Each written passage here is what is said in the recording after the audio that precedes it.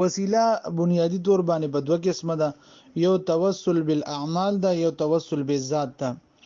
وسیله بالاعمال دې ته ویل کېږي چې سړی خپل عمل په وسیله سره دعا وکړي چې الله دې فلانی روزي په برکت، د مونږ په برکت، تهجد په برکت چې دا کوم عمل ما وکړو خدای دې برکت زما د حاجت پوره کړي.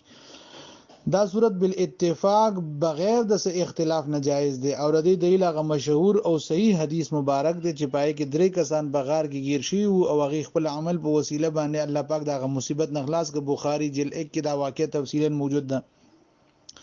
دویم نمبر توسل بالذوات ده چې سړی داسې وي چې د الله رب العزت نه سړی د یو پیغمبر یا د یو صحابي یا د یو ولی په تعلق سره واسطه ورکی چې الله د فلانی بزرگ په ذریعہ سره د فلانی بزرگ په وسیله سره په برکت سره خدای زما د دعا قبول کی یا د فلانی خبره فلانی حاجت می پوره کی.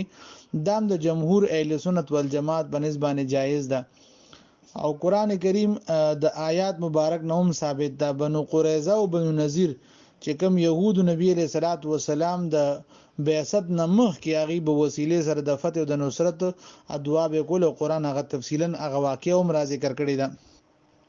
په خپل نبی علیہ الصلوۃ والسلام د مهاجرینو په توسل سره به دعا کوله. مشکا شریف کې حدیث ته او حضرت عمر رضی الله عنه بدکات په زمانه